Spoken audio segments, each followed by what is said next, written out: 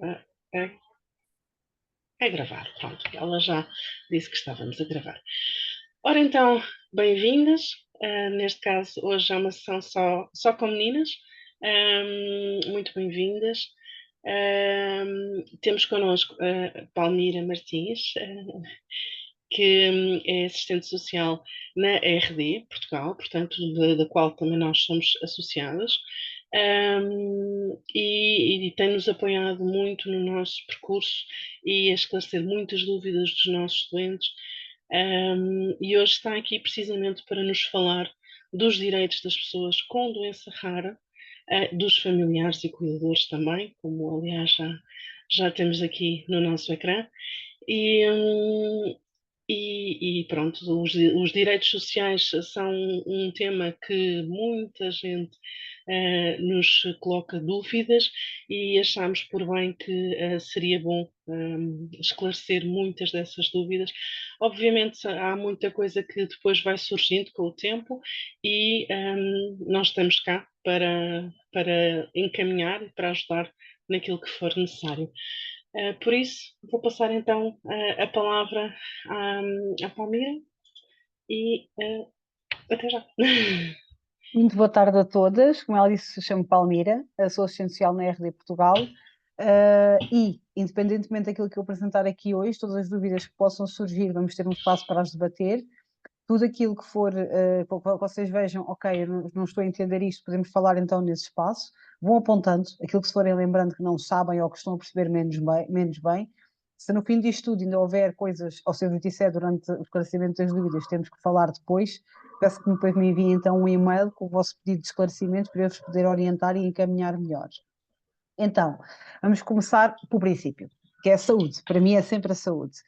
Vocês, enquanto pessoa com doença rara, porque a hipertensão arterial pulmonar, acho que disse uma barbaridade, é uma doença rara, tem as suas especificidades e as suas variantes raras, vocês têm direito ao cartão da pessoa com doença rara. Há muitos profissionais de saúde que não o sabem emitir, não sabem como se faz, nem sabem como, ou seja, para que efeitos deve ser emitido. Todas as pessoas que seja diagnosticada uma doença rara, como, olha, por acaso aqui até está a mastocitose, era para ter cá a hipertensão pulmonar, mas está cá a mastocitose. Mas, por exemplo, no nome da doença rara vem o código ORFA, que é o código pelo qual vocês se consegue procurar informação sobre a doença no que diz respeito à DGS, e depois terá o nome da doença, neste caso aqui hipertensão arterial pulmonar, por exemplo.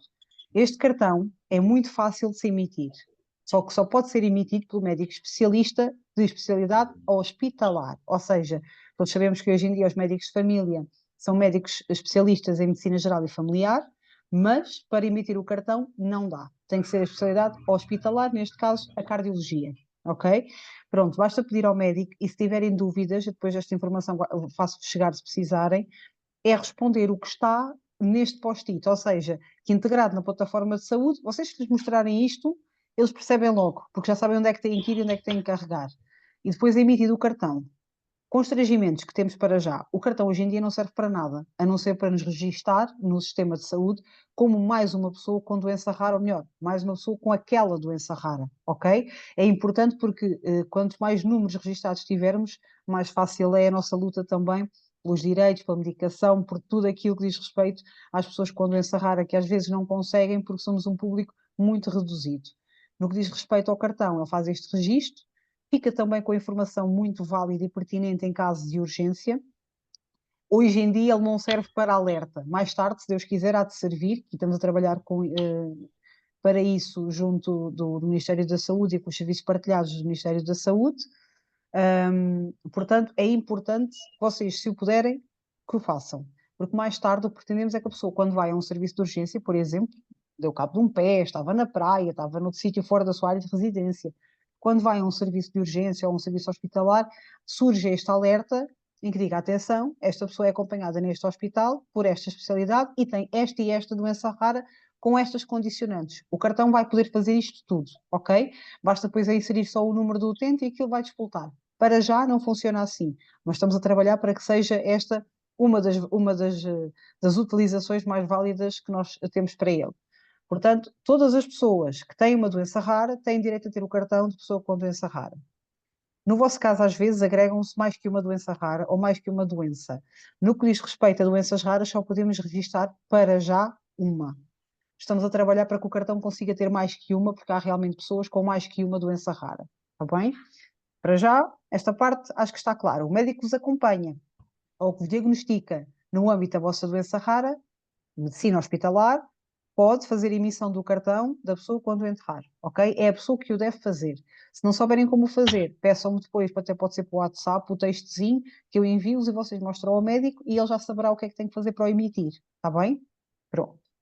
Depois, aqui se calhar temos aqui uma maior dificuldade devido às vossas terapias e ao tipo de terapias que fazem, não é? A parte do oxigênio, todas aquelas, costumo chamar-lhe a ginástica respiratória, não sei se hoje em dia ainda se chama assim, ou fisioterapia respiratória, mas vocês, enquanto pessoas com doença rara, têm direito a todas as terapias e a toda a medicação de forma gratuita hospitalarmente. Ok? Vocês são seguidos num serviço de especialidade num hospital, neste caso de cardiologia, digo eu, pelo menos, não é? Cardiologia ou pneumologia, não sei se estou a dizer uma barbaridade, Dulce, está certo, pronto. Tá certíssimo. Especialidades é que vos vão dar as credenciais, é que vos vão dar, vão-vos prescrever tudo aquilo que vocês precisam, também podem fazê-las a todas dentro do serviço hospitalar ou nos centros de saúde que tenham estas capacidades, ou então o médico tem que vos prescrever, fazer a chamada guiazinha, a chamada prescrição, para que vocês consigam ter acesso a estas terapias de outra forma, no exterior, mas de forma completamente gratuita. Eu sei que normalmente o que é que procuramos? Um serviço que seja realmente muito bom e às vezes essas clínicas não têm a comparticipação do Serviço Nacional de Saúde, mas aí já fica ao critério de cada um. Tudo o que puder ir buscar ali, vão. Porque seja numa fase inicial da doença ou numa fase intermédia, por mais dinheiro que uma pessoa tenha, vai acabar por perder, vai acabar por entrar, os eurozinhos vão começar a descer, independentemente de todo o dinheiro que tenhamos. Normalmente, quando se lida com uma doença, seja longa, não é? Com um quadro longo, embora até possa haver aqui algum retrocesso, não é? E estabilizarem, até nem precisarem de tanto, têm sempre qualquer coisa onde gastar dinheiro e tudo o que puderem aproveitar para vocês, aproveitem, tudo o que puderem ter de forma gratuita, tenham, porque ao fim de muitos anos a cuidar, isto os cuidadores, por exemplo, tenho famílias que cuidam há muitos anos e que chegam a uma fase da vida, e estavam confortáveis financeiramente, chegam a uma fase da vida em que estão muito fragilizados e em que todos os tostões contam para conseguirem viver com algum conforto, com alguma qualidade. Portanto, tudo o que tiverem direito, vão buscar, peçam aos médicos e façam-se valer explicar-vos aqui. Depois aqui vou-vos falar como podem depois também ter aqui a comparticipação de algumas terapias que não são comparticipadas pelo Serviço Nacional de Saúde ou por serem feitas em clínicas que não as comparticipam. Depois tenho aqui a parte social que podemos ir por lá buscar aqui o dinheiro, alguma comparticipação para estas terapias. Coisas que muitas pessoas não sabem. A unidade de cuidados na comunidade existe no vosso centro de saúde, a vossa área de residência, normalmente. Está associada sempre a uma OLS, são os hospitais agora, e uma UFCF, que é os centros de saúde, que é as unidades de saúde familiar, ok? E as unidades de cuidados na comunidade são compostas pelo serviço de enfermagem, que caso vocês precisem, pode ir ao domicílio. Seja fazer pensos, seja ajudar-vos com algum equipamento que não está devidamente calibrado e que precisem de ajuda para que ele esteja bem. Tudo o que diga respeito à vossa saúde, ao vosso equilíbrio, a unidade de cuidados na comunidade faz isto, ok? Pessoas que tenham que fazer pensos, pessoas que tenham alguma, que estejam mais fragilizadas ou alguém que está a comer por sonda. Estou a dizer as coisas mais gerais que existem. Tudo aquilo que vocês virem que é preciso, podem pedir, no que diz respeito à saúde, no vosso centro de saúde, sinalizar para a unidade de cuidados na comunidade. Está bem? Vocês têm uma enfermeira de família, normalmente, tem-se uma enfermeira de família, e ela pode fazer essa ativação. Está bem? Esta parte é importante. Vocês têm que saber aquilo que têm na comunidade para o poderem utilizar. Está bem? Acima de tudo. Perceberam a parte aqui da unidade dos cuidados na comunidade ou temos dúvidas? Para já não. Pronto. Não se esqueçam de Podem, utilizar tudo aqui. Podem. podem utilizar aqui o chat se quiserem colocar alguma dúvida e não quiserem ligar o microfone ou a câmera, está bem? Nós vamos estando aqui atentas ao chat. Outra coisa que acabei por não falar, porque para mim e para vocês cá também já é um bocadinho óbvia, vocês são seguidas na consulta de cardiologia. Se o médico entender que vocês têm que ser seguidos numa consulta de psicologia, ele faz esse encaminhamento. É possível fazê-lo ele no hospital. Se entender que vocês têm que ir a uma consulta de diabetes, ele faz esse encaminhamento. Ou seja, não é por estarem numa especialidade que não podem estar em mais. ok? Se o vosso médico, ou mesmo se vocês sentirem necessidade por algum, imaginem, psicologia, se vocês virem que estão muito fragilizados emocionalmente e que não estão a conseguir lidar com a doença, com tudo aquilo que ela acarreta, podem pedir ao vosso médico para serem seguidos em consulta de psicologia. E esta parte, para mim, é muito importante. Todos vocês, independentemente da forma como se lida com a doença, chegamos a um momento em que precisamos de ajuda de terceiros para entender, para encaixar, para lidar com o dia a dia de uma pessoa com doença, ou de um filho doente, ou do próprio com doença. Está bem? Isto é transversal a todas as doenças, mas nas doenças raras mais ainda, porque temos muito aquela questão de com tanta gente isto tinha que me acontecer a mim. Pronto. A psicologia é muito útil, é muito boa e faz falta às pessoas que têm doença rara. Todas as pessoas que eu vejo que são acompanhadas em psicologia têm um percurso de vida muito mais feliz, muito mais positivo e muito mais agregador do que as pessoas que não são seguidas em psicologia, ok? É um pontinho que eu vos digo daquilo que eu vejo, normalmente faz falta e ajuda-vos imenso a ter uma qualidade de vida diferente, ok? É de Temos rato. aqui Temos? Então vá. uma questão da Sara. Diz que é seguida no Hospital de Santa Maria pelo Dr. Rui Plácido e faz medicação, embora esteja desempregada e às vezes tem dificuldades financeiras para comprar a medicação. Será que pode adquirir no hospital a medicação? Sara, só para clarificar aqui uma questão, julgo que a medicação que tu fazes não é medicação hospitalar, não é exclusiva da HP. Mas Consegue? podem, mas podem, para quem tem dificuldades financeiras, inscrever-se no ABEM, que é um projeto que existe de medicação, medicação, vou dizer hospitalar e não hospitalar, não interessa, que existe de medicação para pessoas que são carenciadas, ou seja, o projeto ABEM, depois posso-vos enviar informação sobre ele também, comparticipa a parte que vocês têm que comparticipar. Ou seja, o Estado comparticipa sempre uma parte, este projeto vai comparticipar a outra que vocês não conseguem. Está bem? Claro, temos que fazer aqui provas das condições financeiras que temos, para que nos seja dada esta mais-valia, mas depois eu mando tudo à Dulce, para ela depois mesmo fazer chegar, está bem? E como podem carregar no link, procurar a página, ver tudo direitinho, tirarem as vossas dúvidas todas. Eu conheço o projeto por alto, não o conheço especificamente, mas está a funcionar e funciona realmente muito bem. Está bem? Uhum. Ah, bem. Medicação. Eu vou pôr aqui. Ok. Assim é mais fácil. A Kátia já me tinha falado desse projeto, portanto, também, se for necessário, ela também nos sabe dar algumas indicações. Pronto, obrigada. Está bem? Parece que não, mas nós, o português arranja sempre maneira de dar a volta a qualquer coisa. Não dá para a esquerda, vai para a direita. E este projeto realmente representa muita diferença e acrescenta qualidade de vida às pessoas que não conseguem pagar a medicação. Sim. Depois, o elefante na sala, como eu lhe chamo sempre, o atestado de incapacidade de motivos. Ora bem, normalmente diz que é um bicho de sete cabeças, mas não é assim tão complicado. O que antigamente tínhamos como juntas médicas desadequadas, hoje em dia são um bocadinho melhores e estão um bocadinho mais bem feitas. Sou sincera, nos meios mais rurais, no interior do país, como as pessoas conhecem todas umas às outras e acham que sabem tudo da vida uns dos outros, normalmente quando a vizinha vai à junta médica e é o vizinho do lado que lá está sentado, ele vai considerar sempre que ela não precisa nada daquilo, porque ela faz a vida dela normal, ela vai às compras, ela faz tudo. Isto era o pensamento que se tem nas vidas rurais e nas aldeias e nas vilas e até nas cidades mais pequenas, porque se conhecem todos uns aos outros. Os médicos não têm que fazer este julgamento, eles não têm que fazer este tipo de observações, até porque é discriminatório e eles não estão a lidar com a verdade toda.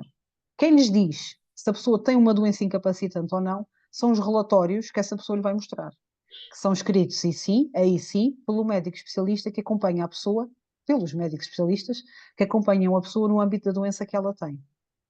Eu posso ter uma pessoa que não tem nenhuma incapacidade física, que até consiga falar e andar e estar muito bem, e ter 60 ou 70% de incapacidade.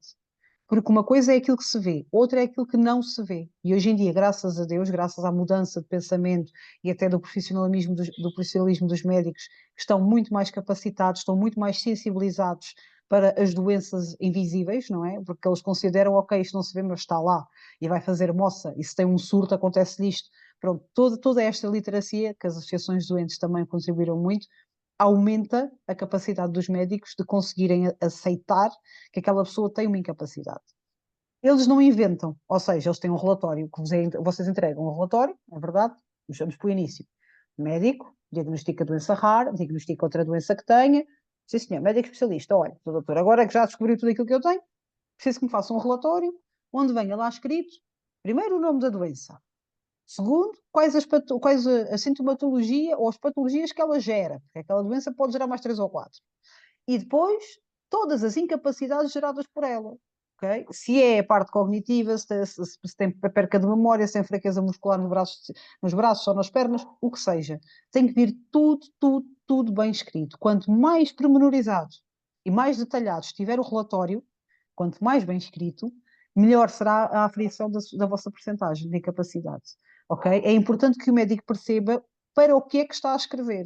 Porque às vezes não chega só aquele palavreado todo que me lembra o menino Jesus, que às vezes nem colegas deles conseguem perceber o que é que aquilo diz, ok? E esta parte é importante. De ir ao médico, escrever clarinho, nome da doença, quais as patologias associadas, quais as incapacidades geradas por ela, e se é permanente, se não é permanente, se aparece, desaparece, ou seja, tudo aquilo que for relevante para que eles consigam fazer uma boa aferição do estado de multiusos. Fazemos isto com todas as especialidades onde somos acompanhados. Guardamos psicologia inserida. Guardamos, vamos ao centro de saúde da nossa área de residência, e aqui atenção, é onde está a vossa morada fiscal, não é onde está o vosso médico de família. Às vezes é a mesma coisa, outras vezes não. Portanto, cartão de cidadão, finanças, qual é a minha morada nas finanças? Esta. Então, qual é o centro de saúde desta morada? E vamos ver. Normalmente é onde nós moramos, é onde nós estamos, mas acontece que há pessoas que mudam de casa e depois pensam que ainda vão ao centro de saúde onde iam antigamente. Não.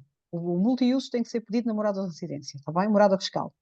Vão lá ao centro de saúde, pedem um requerimento para pedir atestado de multiusos. Eles vão-vos dar um formuláriozinho e vocês têm que preencher esse formulário, ok? Pôr os nomes, aquilo é uma folha só. Preencher aquilo com os vossos dados, coisas simples. Depois têm 3 cruzes para meter. A primeira é pedido de multiusos primeira vez, ou reavaliação se for o caso. Claro que não põe no mesmo sítio, põe no outro, que diz reavaliação. Depois temos, a seguir, importação de veículos, blá, blá, blá. E a seguir temos dístico de estacionamento ou cartão de estacionamento, aquilo varia de sítio para sítio. Para quem tem incapacidades motoras, okay, no vosso caso, por exemplo, eu valido-a como uma incapacidade motora, porque vocês não conseguem andar mais de X quilómetros ou mais de X metros sem terem que. Não é? Pronto. Isso para mim é uma incapacidade motora. E o vosso médico, quando escreve o relatório, tem que lá por isso. Está condicionada à deslocação entre X e X metros, ou seja, não se pode deslocar durante muito que necessita de transporte adaptado, uma coisa qualquer. Okay? É importante que venha lá isso escrito. O médico tem que escrever, fora aquilo tudo que eu disse, por lá também. A pessoa em questão não consegue andar, não consegue efetuar marcha mais de X metros ou mais de X minutos, qualquer coisa. Necessitando por isso de ajuda de terceiros, teca, teca, teca. Isso é importante vir lá. Porque é essa informação pequenita de uma frase às vezes que vos vai permitir ter o dístico de estacionamento. Ok? Para os carros importados aquilo é uma grande salganhada. Normalmente ninguém quer fazer isso, a não ser que a pessoa tenha mesmo uma deficiência muito, muito motora, muito profunda e que só se desloque de cadeira de rodas desde que se levanta até que se deita, ok? E aí sim, para a importação de carros que têm a ver com virem adaptados já, que vá para a cadeira de rodas, para entrar, pronto. Mas se for preciso, também tem essa possibilidade, e se precisarem disso, isso também, lá está, é um bocadinho mais difícil. Então, relatório já temos o formulário, assinalamos os campozinhos todos que precisamos. Sim, senhor. E a seguir juntamos o cartão de cidadão da pessoa que está a pedir o multiusos e entrega-se tudo no centro de saúde onde se foi levantar o formulário. Quando se entrega, minha senhora, faça lá o favor de carimbar aqui como receberam isso tudo e a data e depois, vá, bota.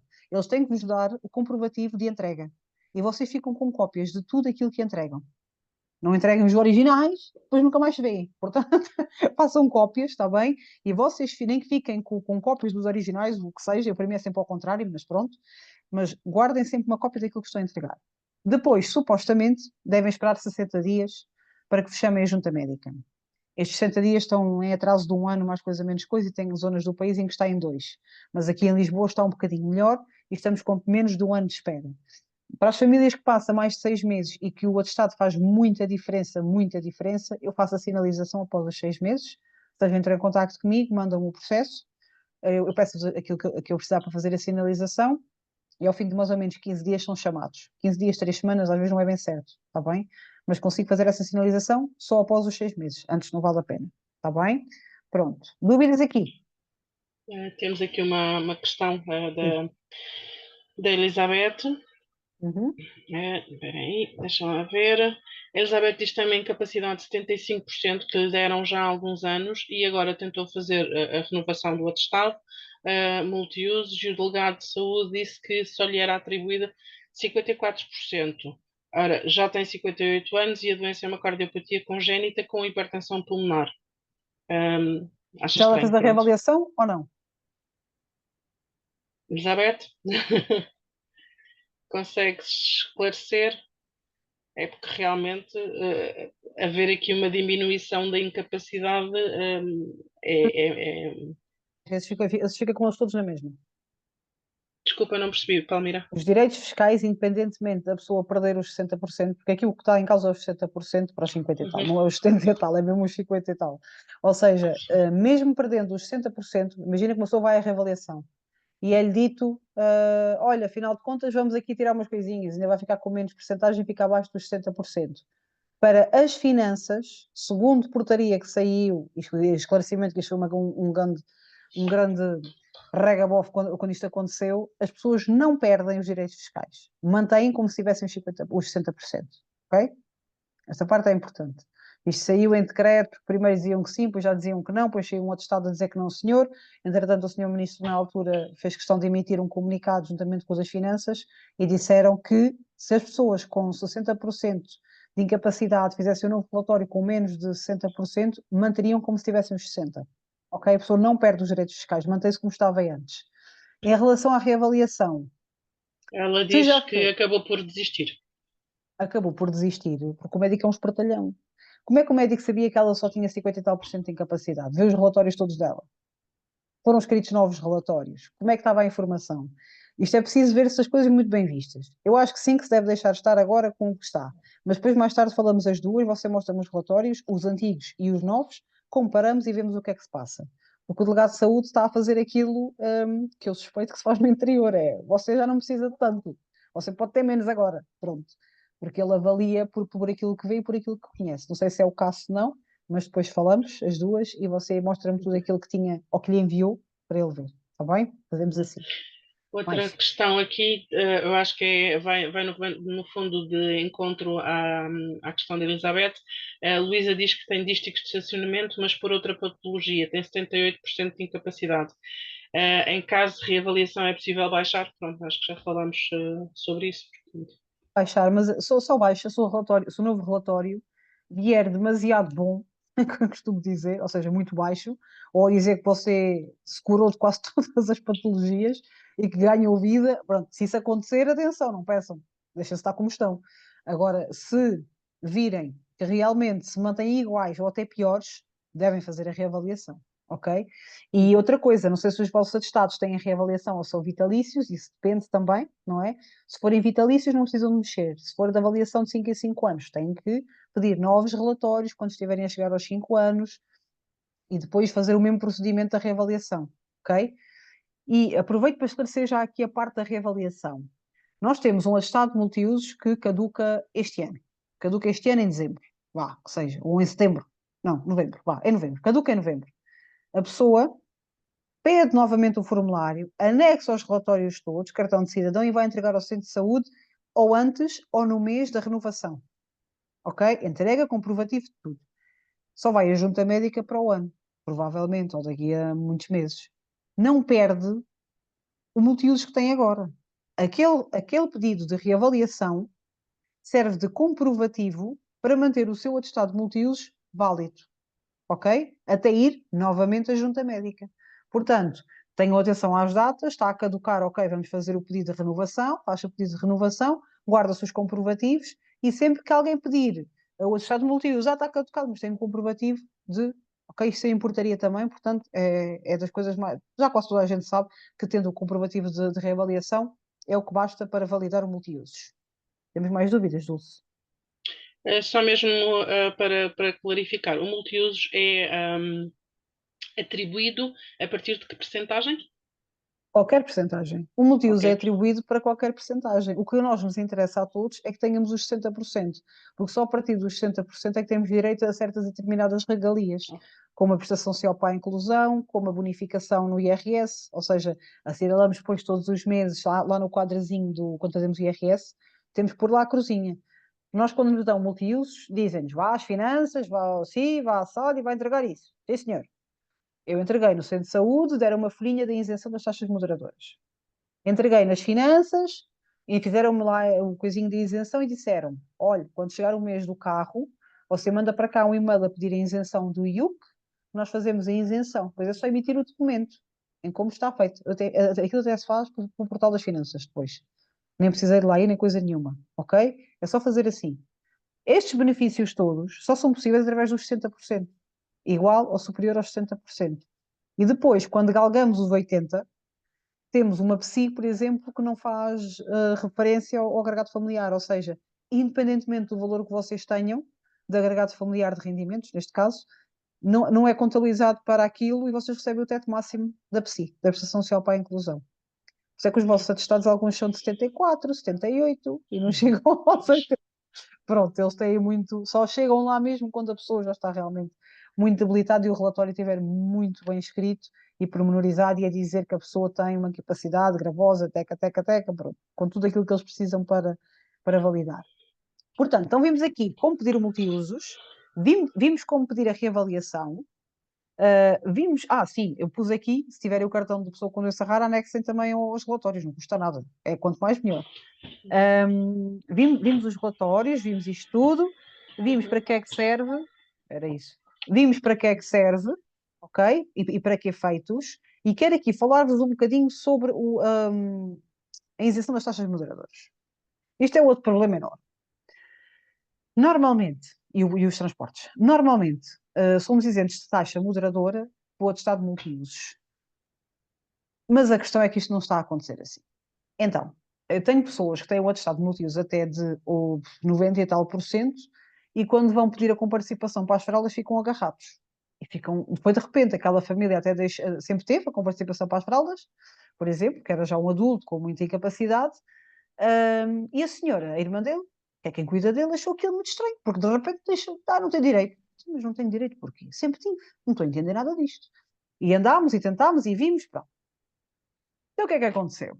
A senhora pediu o estatuto do cuidador informal. E ao pedir o estatuto do cuidador informal, meteu o irmão no agregado familiar dela. E o que é que isto gerou? Gerou mais receitas para o irmão. Que não, é tudo igual, o homem sempre precisou e nunca, ou seja, não houve ali nenhuma diferença. Mas como passou a pertencer a outro agregado familiar, perdeu a isenção das taxas moderadoras. E por isso perdeu as fraldas.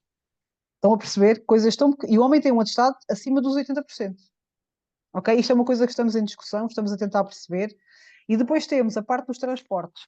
As pessoas têm direito ao transporte se tiverem cumulativamente isenção da taxa moderadora e insuficiência económica. Isto está no sistema normalmente. Mas eu tenho multiusos, eu tenho isenção da taxa moderadora, mas não tem insuficiência económica. E isto não lhe dá o transporte. No que diz respeito ao Santa Maria, na parte da urgência, isso não acontece. Eles dão transporte a toda a gente. Por aquilo que eu entendi, pessoas com estado de multiusos, com doença rara, têm direito ao transporte nestas situações de urgência. Por aquilo que eu percebi, e estou a falar só do Santa Maria, ok? E se alguém, não, e se alguém vos recusar, peçam para falar com a assistente social responsável, porque ela vai vos dizer, não, nestas situações a pessoa tem direito, ok? Mas isto é uma exceção, não é sempre. No Santa Maria acontece assim, nos hospitais não. A pessoa tem que ter cumulativamente isenção das taxas moderadoras e insuficiência económica. Dúvidas? Só que a Vânia diz que a ela mandaram lá ir novamente, mas não tem a data. Onde é que ela consegue verificar isso no atestado de multiusos? Como assim? Mandaram na lei? Não a convocaram? Vânia?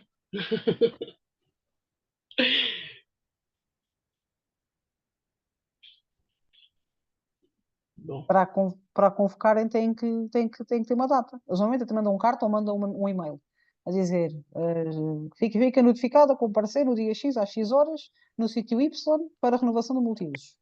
Normalmente é assim. Palmira? Sim? Olá, é a Vânia. É assim, eu quando lá fui, fazer o atestado de multiusos lá na saúde pública, porque me mandaram ir à saúde pública certo? e, e na altura eu fiz o atestado e depois a delegada, eu digo que seja a delegada, não é? Foi vista por duas médicas e depois, entretanto, quando, quando me avaliaram, que também foi super rápido. Uhum. Aquilo foi, só me viram os tornozelos, olharam para mim e deram uma incapacidade dos 60%. Ok. Praticamente nem leram o relatório, mas foi mais pela questão do ver do que propriamente do ler, na minha situação. E na altura, depois, quando me deram o papel, pronto, deram-me o atestado e disseram-me assim: então agora para o próximo ano, que será este, tem que cá vir novamente fazer reavaliação, ou então, se entretanto, se você se ficar pior e se houver alguma alteração, não precisa de marcar, é só vir cá ter connosco. Pronto. Só que depois, entretanto, quando eu fui à Segurança Social, o senhor que me estava a fazer o, o impresso, o formulário, pronto, para pedir o PSI, entretanto, eu ia para pôr que tinha que ir novamente à reavaliação e ele disse para eu não pôr nada porque não tenho lá nada para pôr e que nem sequer tenho que ir. O que é que E diz? então Tem o seu atestado de multiusos consigo? tenho, eu Vá ver ainda, ele e daqui a bocado nas questões e sim, dúvidas sim, a gente lê as sim. duas, para que isto é bom para toda a gente, ou seja, isto não serve só uma dúvida de uma pessoa, isto acaba por esclarecer muitas coisas a mais pessoas, está bem? Não levem Até isto como mesmo, assim. sim, Sim. sim, até mesmo porque depois, entretanto, é que eu já falei isto cá em casa umas duas vezes e o meu está sempre a dizer: Mas tu tens que ir aonde? Tu não tens que ir a lado nenhum. E eu, mas a mim mandaram-me lá ir. Oh, rapariga, tem calma, respira. Quando tiveres. Olha, então, tanto que eu ontem até me disse: Olha, então aproveita durante a reunião com a doutora Palmira, aproveita e expõe esta situação que é para ver se ela te consegue ajudar. Tem que ver uma coisa. O seu atestado de multiusos tem data de validade cá em cima, não diz a percentagem. Diz ano de reavaliação. Se tiver uns tracinhos e não disser nada, é vitalício. Então deixa-me ver que eu já. Ai, onde é que eu ando? Eu vou parar e vou partilhar aqui um. Espera aí. Temos tempo. Acho que ninguém corre, pô, não? Vou buscar aqui um multiusos para vos mostrar no sítio que devem ver. Ora bem, espera. Vou buscar. Vou buscar. Ver aqui. Acho que já sei quem posso ir buscar. Eu vou mostrar o meu, que é para ver se você me consegue ajudar. Eu, oportunamente, posso mostrar aqui um. Deixa-me só ver se encontro. Aqui um multiusos que eu queria. Atestado médico. É este mesmo. Deixa-me ver. É isto. Vou partilhar a tela. A pessoa que é não se importa. Eu tenho a certeza. Ora bem. Ai, que eu agora já não consigo. Estão a ver aqui? Estão a ver o multiuso, certo? Sim. Aqui no segundo, eu não sei se está o rato a fazer alguma coisa assim, não, mas estou a fazer aqui. Diz, ateste que, depois dos dados dele, não é? A parte de baixo, Uhum. diz, ateste que de acordo, ele tem 80%. E por baixo diz, suscetível de variação futura, devendo ser avaliado num ano de. Depois puseram aqui, 2032. O que é que o seu lá tem escrito? Eu não tenho cá nada. Pronto, é vitalício. Então, pera, mas, Deixa-me ver mas se eu vou encontro mostrar aqui. o meu na mesma, que é Então vá, porque mostra. isto é sempre. Deixa cá ver. Ai, é que sabe, é que estas coisas a mim eu ando sempre com medo. Para os São outros foi muito claro, certo? bonitas. Cá em baixo de tudo está a data em que é feito, ok? E em cima, logo a seguir aos dados da pessoa, onde diz a percentagem, à frente vem sempre o ano de reavaliação ou vem a dizer vitalício. Vamos lá ver se eu consigo ver. Vou colocar aqui. Tem que levantar. Levanta o multiuso Uhum. para si. Mesmo para a câmara. Espera lá. Isso. Mais perto Espera um lá, vou pôr bocadinho. aqui na parede branca que se calhar é mais fácil. Mas tem que se Consegue aproximar ver? mais. Tem que se aproximar mais. Mais. Agora, um bocadinho para a sua direita. Para baixo. Um bocadinho para baixo. É vitalício. Não diz lá nada. Então não é necessário ir lá novamente. Não. Mas depois você Pronto. manda-me isso por WhatsApp para a gente ver. Agora já mudei isto. Como é que é?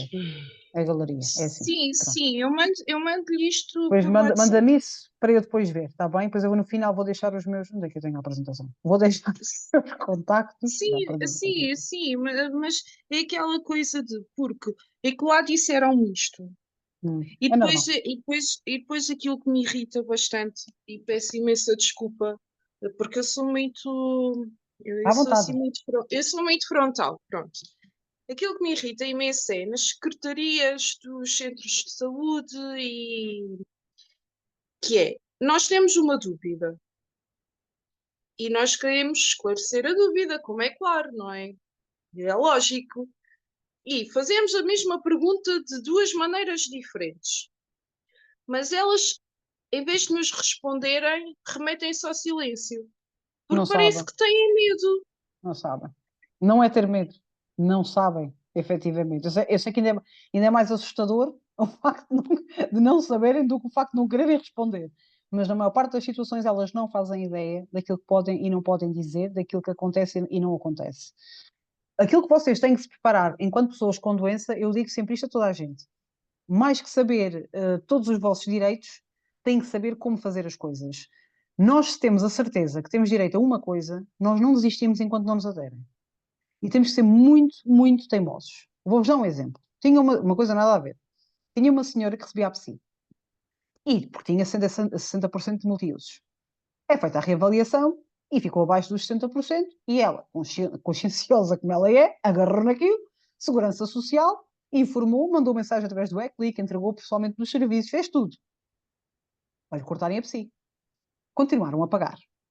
Melhor, não, pera, ela tinha 80% e baixou dos 80%, assim é que foi. Ou seja, ela tinha que baixar o valor da PSI, porque deixou, antigamente não era feito nenhum cálculo dos rendimentos, não é? Recebia a totalidade, e quando baixa, já não, tem que receber consoante os rendimentos. Ela mandou tudo, a informação toda. Ela andou meses a receber a PSI indevidamente. Guardou o dinheirinho todo de lado, porque foi esperta, guardou o dinheirinho todo de lado e quando teve a oportunidade de se cruzar comigo num destes webinars, falou comigo sobre isso e eu depois fiz uma sinalização para a Segurança Social dela e mais não sei quantos casos, de assuntos diversos, pronto, mas o dela era que já tinham passado 5 meses e ela continuava a receber a totalidade da PSI e para fazerem a aferição correta e para porem tudo como deve de ser, porque isto acontece-me, isto neste caso, esta senhora teve bom senso, pensou duas vezes e guardou o dinheiro. Eu tenho muitas pessoas que não o fazem porque nem sequer se lembram que tem que haver aqui, ou que sabem, que há aqui um recálculo e depois têm que pagar à Segurança Social. Eu tive um caso de uma senhora que teve de devolver 1.500 euros por receber o subsídio de apoio ao cuidador informal juntamente com o RSI. E teve que o devolver. E eu fiz de tudo para que ela não o devolvesse, mas teve que ser. Porque efetivamente recebeu indevidamente. Mas as pessoas nem têm culpa disso. Ok? Os serviços é que não fazem a correta aferição das coisas. Pronto. E ela teve 5 meses nisto, só depois de eu mandar para lá um e-mail, é que aquilo, ela recebeu depois num dia 5 cartas, todas a dizer coisas diferentes, mas 5 cartas, e então a partir daí sim fizeram um recálculo. Portanto, tudo aquilo que vocês souberem, e quanto mais vocês souberem, melhor preparados estão para este tipo de situações. Eu compreendo o seu pânico quando isto tem que lá voltar. Não tem. Neste caso, não tem. O que eles disseram para você lá ir é para ver se baixou ou não. E assim baixam-lhe. Ok? Você não tem que lá ir. O seu atestado de multiusos não tem a validade, é porque é vitalício. Está bem? Alguns dizem que é vitalício, outros não dizem nada. Se não diz nada, é vitalício. Tá bem? E se alguma coisa for contra isso, mas nós as duas depois falamos, está bem? Você manda-me isso pelo WhatsApp e eu vejo para ficar mais descansada. Portanto, atestado de multiusos é uma ferramenta muito Obrigada, importante para Palmira. nada. É uma ferramenta muito importante para todos aqueles que têm doença, seja ela rara ou não. Se a doença for incapacitante, têm direito ao multiusos. Nem que diga 40%, não interessa. Têm direito a ele. Saber que a partir dos 60% é que tem os outros benefícios todos. Está bem? Isso é uma coisa que vocês, ok, temos o multiusos, por isso é que às vezes tinha uma senhora que ficou muito triste quando lhe deram Primeiro queria muito e dizia, eles não me vão dar, eles não me vão dar. Depois, quando conseguiu, e o médico lhe deu alguns 70 e tal, 79% de incapacidade, desatou a chorar e disse assim, sei lá, você não criou multiusos. Eu sei que é aqui um agridoce. Ok, tenho direito, vou poder ter aqui benefícios, mas ao mesmo tempo, poxa, tenho 79% de incapacidade. Estou feita num frangalho. Ou seja, isto para ela foi uma confusão naquela cabeça e eu compreendo-nos perfeitamente quando nos sentimos assim. Mas, se pudermos ter algum benefício da doença que temos, vamos buscá-lo, porque vai nos fazer falta. Ok? Vamos lá. Vou passar aqui para baixo. Espera aí, já está. Tá, pronto. Parte social. Como eu estava a dizer há pouco, a Segurança Social, por mais que se esforce, eles são uma instituição muito grande e têm uma forma de trabalhar um pouco desajustada para a realidade de hoje em dia. Enquanto o Ministério da Saúde se foi ajustando aos tempos, não é? E criando novas tecnologias e criando coisas que permitam respostas mais adequadas às famílias, a Segurança Social parou um pouquinho no tempo. Sim, tiveram a Segurança Social direta, foi uma coisa ótima. Sim, criaram o e-click para fazer contactos. Ok, isso é tudo muito bom, mas depois, quando se trata de resolver problemas, temos muita dificuldade. Portanto, tentamos fazer tudo direitinho logo à partida para não correr mal. As pessoas com doença rara, que sejam crianças, por exemplo, que tenham uma afetação, ou seja, se a doença rara lhe provocar uma incapacidade, deve pedir a bonificação do abono de família para crianças e jovens com deficiência. Para pedir este abono, não precisam de um multiusos. Se o tiverem, melhor. Mas se não tiverem, é um relatório escrito pelo médico pediatra, neste caso, que acompanha a criança, na especialidade que seja, a explicar a doença, dizer que causa esta e esta incapacidade para poder ter acesso a esta bonificação, que é feita juntamente com o abono de família. Ou seja, é a bonificação do abono. Ainda nestes casos, logo quando são bebés, eles não têm por hábito de deferir. Quando são um pouquinho mais crescidos, já deferem o subsídio de assistência à terceira pessoa. E devem pedir nesta ordem. Ele está assim de propósito. O subsídio de apoio à terceira pessoa cumula com a bonificação por deficiência, o abono de família, ok? Ou seja, tem as duas coisas durante alguns anos. Quando a criança cresce e quando se torna jovem, ou até mesmo vocês depois já crescidos, se tiverem o subsídio por assistência à terceira pessoa e forem pedir a prestação social para a inclusão, podem ter os dois, ok? O subsídio por assistência à terceira pessoa e o complemento por dependência, e a prestação social para a inclusão, ok? Se pedirem a PSI e não tiverem, já à partida, o subsídio de assistência à terceira pessoa, o mesmo não é deferido. Ou seja, só podem acumular se for primeiro o subsídio de assistência à terceira pessoa pedido e deferido, e esperamos uns meses, que é para aquilo por causa dos sistemas, pronto, e só depois pedimos a prestação social para a inclusão. Para pedirmos o subsídio para assistência à terceira pessoa, funciona exatamente como uma bonificação por deficiência. São chamados lá uma junta na Segurança Social, vocês levam os relatórios, mostram tudo. Relatórios bem escritos desde o início são super importantes, está bem? Seja o próprio com doença, seja o filho. Quanto mais bem escritos tiver os relatórios, mais fácil é a aferição e isto. E no que diz respeito à deficiência, porque se repararem, o sistema ainda não está bem preparado para as doenças raras. Portanto, muita coisa ainda vem com o nome de deficiência, mas todas elas são consideradas incapacidades.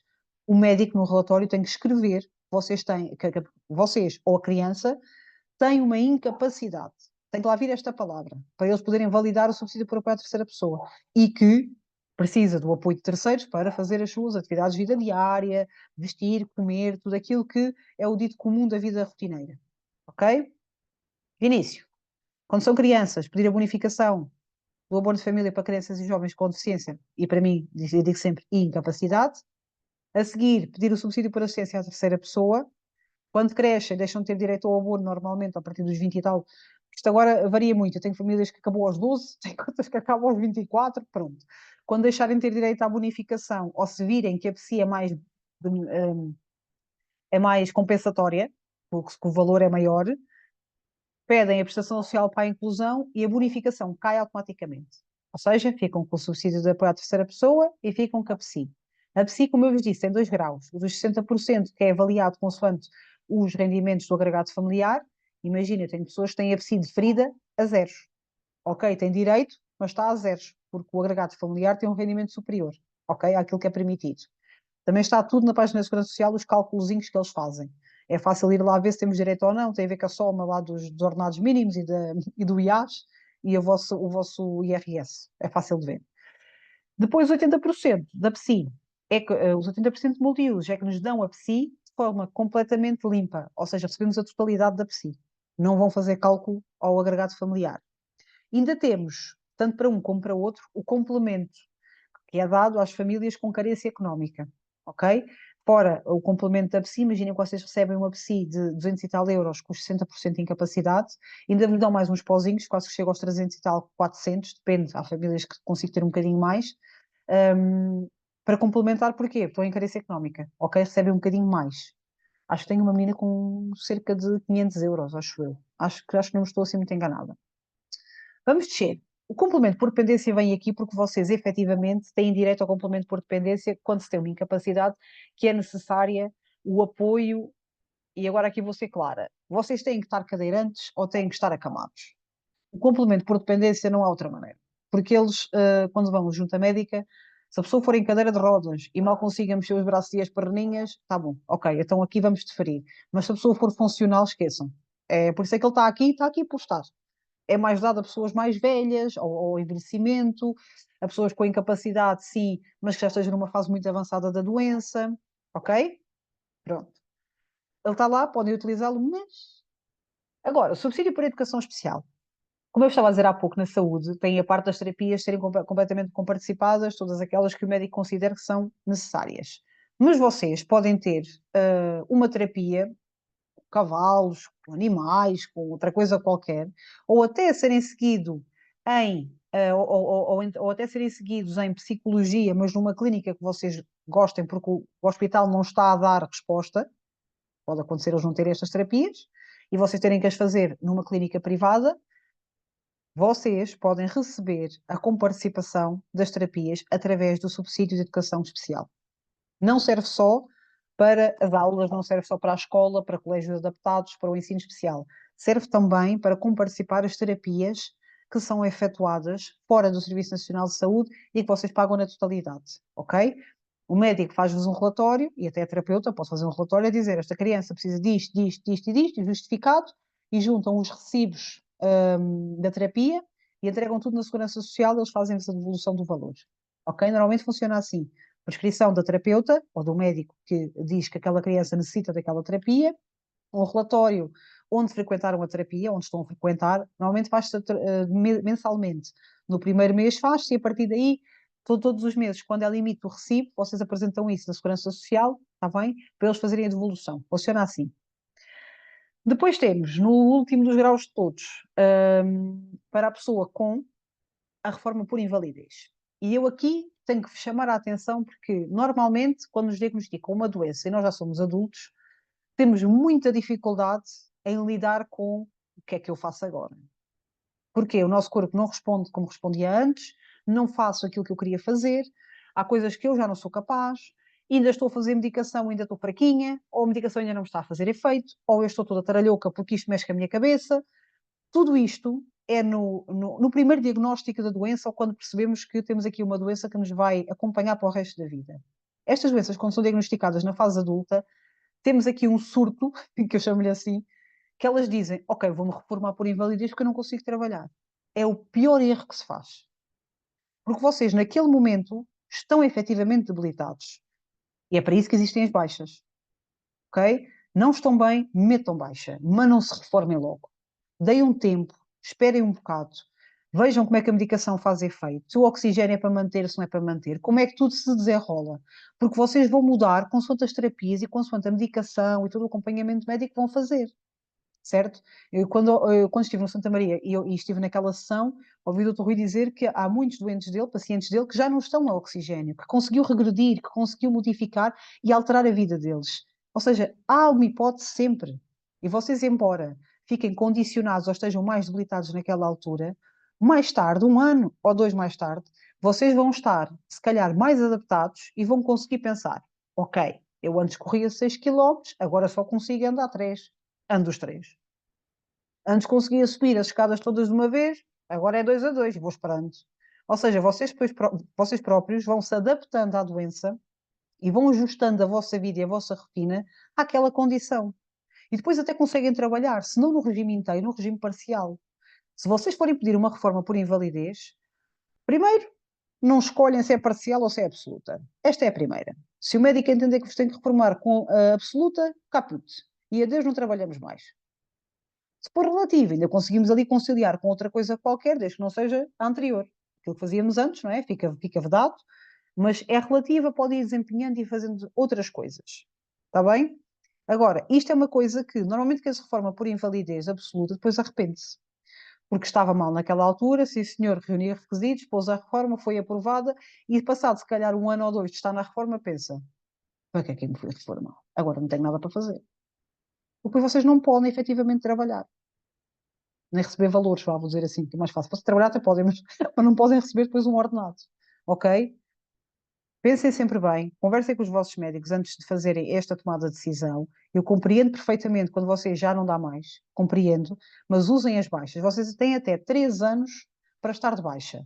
E eu sei que os valores são muito baixinhos, mas a reforma também não vai ser nada por aí além. É bonificada, ok, mas não é nada, vocês não vão receber como se trabalhassem até aos 60 e tal. Atenção, recebem um pouquinho melhor do que uma reforma normal, mas mesmo assim às vezes não é suficiente. Está bem? Pensem bem antes de fazerem e tomarem estas decisões. E vocês estão nos 3 anos de baixa, e quando chegam aos 3 anos, pensam: epá, eu não consigo de qualquer das maneiras, já percebi, estou há 3 anos nisto e não melhorei, não vou melhorar e não consigo trabalhar efetivamente.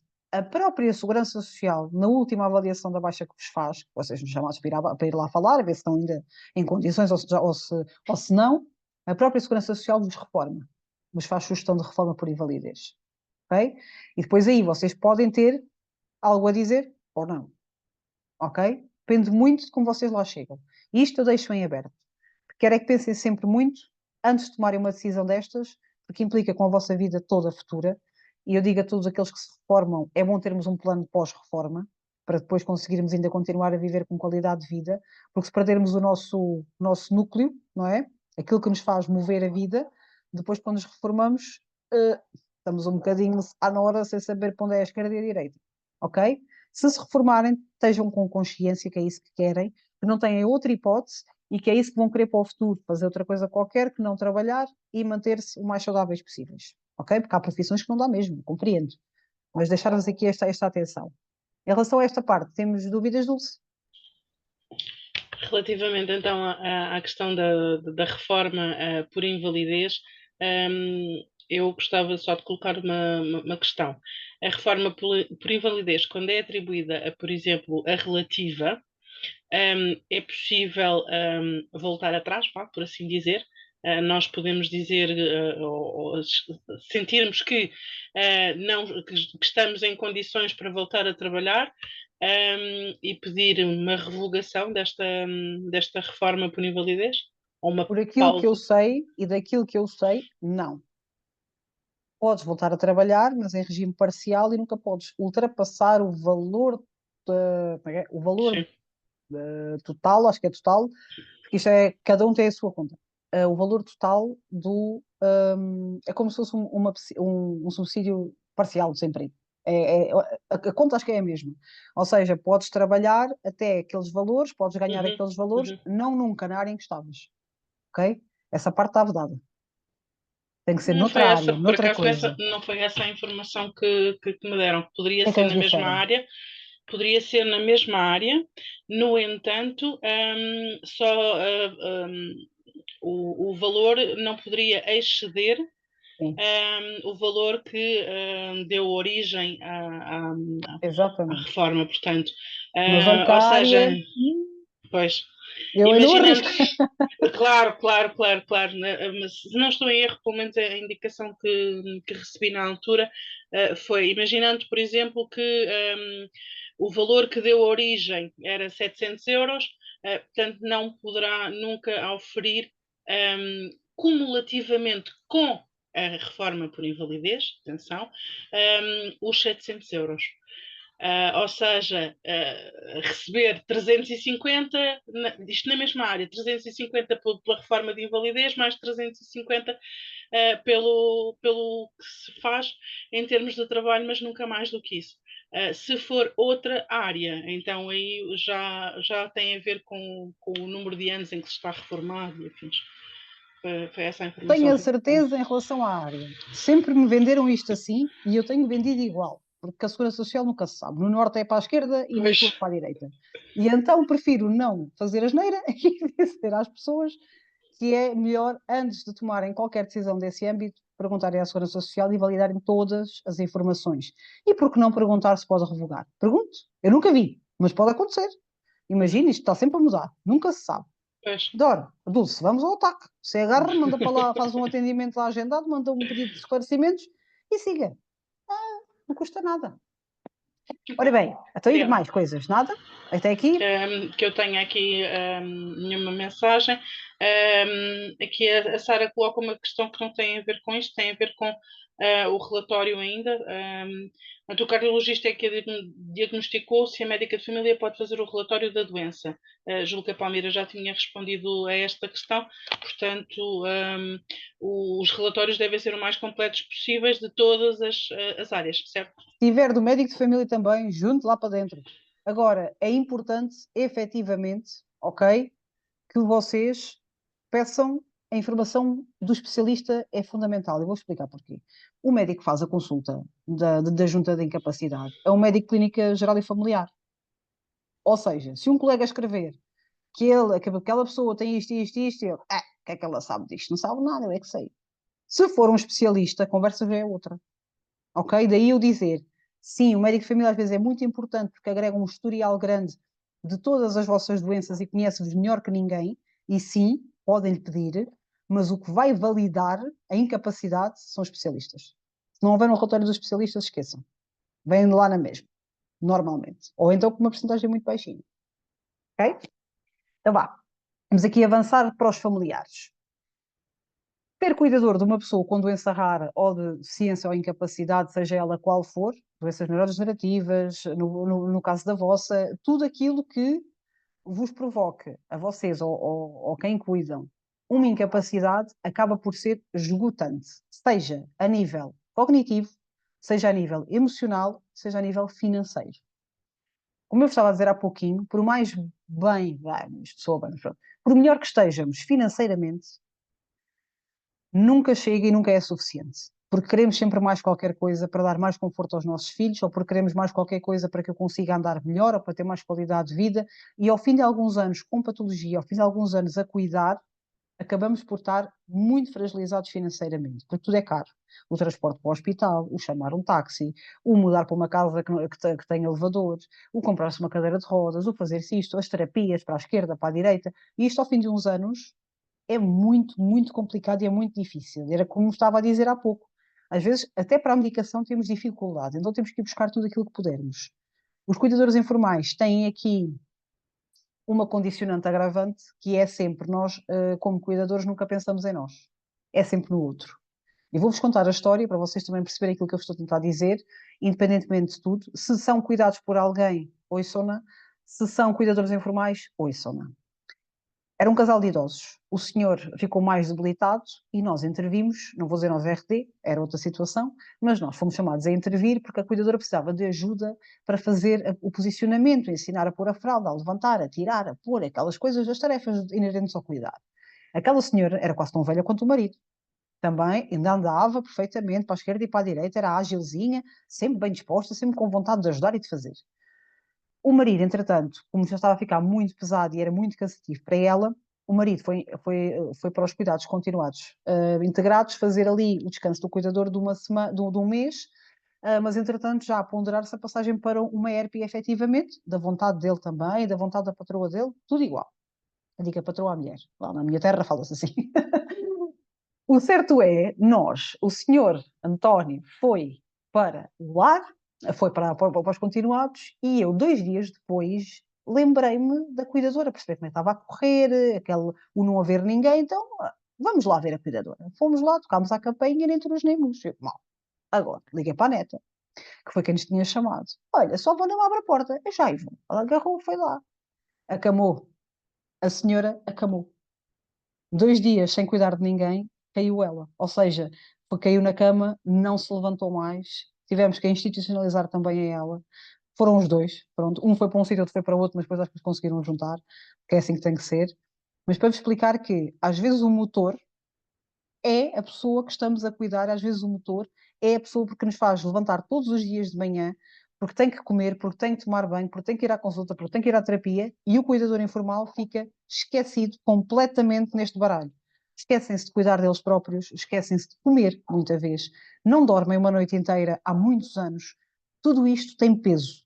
É muito importante que vocês, enquanto pessoas com doença, integrem toda a vossa família na prática do cuidar. Todos conheçam a realidade e que estejam organizados para que o vosso cuidador direto, vou dizer assim para mim é mais claro, para que o vosso cuidador direto esteja apoiado de várias formas e não pense ou não tenha que cuidar de vocês única e exclusivamente ele, porque vai acabar por ficar ele doente. Quando falamos do autocuidado, agora fala-se muito nos cuidados informais, mas isto é verdade. Se nós deixarmos de ter cuidadores informais, deixamos de ter quem cuide. E deixamos de poder ficar na nossa própria casa porque queremos ser assim cuidados.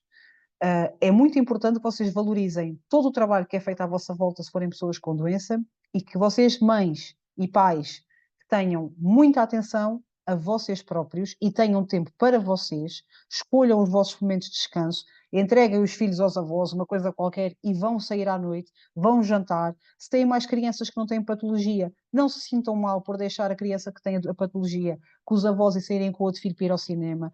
Tudo isto são coisas válidas. Vocês não têm que se matar a trabalhar, porque depois quem cuida, ok? Isto serve para os dois lados. Para quem tem a doença, que consiga observar quem está à sua volta e o esforço que essa pessoa faz para que tenha mais vida, para que tenha mais condições, ok? Porque se vocês tiverem os dois bem, então aí sim estamos a trabalhar bem. Em relação aos apoios, e os pais, não tenham vergonha se disserem eu estou cansado. Eu preciso que o meu filho vá passar umas férias à casa da tia ou do tio, uma coisa qualquer. Não tem vergonha nenhuma, é perfeitamente válido e têm todo o direito a isso. Ok? Porque só se vocês cuidarem de vocês é que conseguem cuidar dos outros. Os apoios. O Estatuto do Cuidador Informal foi uma coisa que apareceu, e bem, porque fazia falta efetivamente, mas que está um pouquinho mal construída, assim um bocado desajustada. Embora nos dê aqui algumas coisinhas boas. Pronto, explicar-vos que a pessoa para pedir o Estatuto de Cuidador Informal, se estiver a trabalhar, esqueçam, é não principal. Dou-lhes o não principal, que vos pode ter aqui, dar aqui alguns benefícios enquanto trabalhador, prestador de serviço, de cuidados. Ou seja, o patrão é obrigado a dar-vos um horário flexível, se houver possibilidade de teletrabalho, preferenciar o teletrabalho, podem pedir jornada contínua quando se trata da parte da saúde, dos serviços públicos, têm a jornada contínua, ou seja, tudo aquilo que vocês poderiam ir buscar como cuidadores informais não principais, podem ir buscar. Agora, há empresas que estão um pouco borrifando para isso? Há, que não cumprem. Mas aí temos que sinalizar tanto a Segurança Social como o ACT. Ok? Dizer, olha, eu tenho este estatuto, trabalho nesta empresa e eles não estão a flexibilizar nem o horário de entrada, nem o horário de saída, nem fazer jornada contínua, nem fazer isto, nem fazer aquilo. Ok? É importante que vocês defendam os vossos direitos. Eu tenho um outro estado, mas o senhor disse que não queria aquilo para nada. Pronto, temos que utilizá-los de forma correta.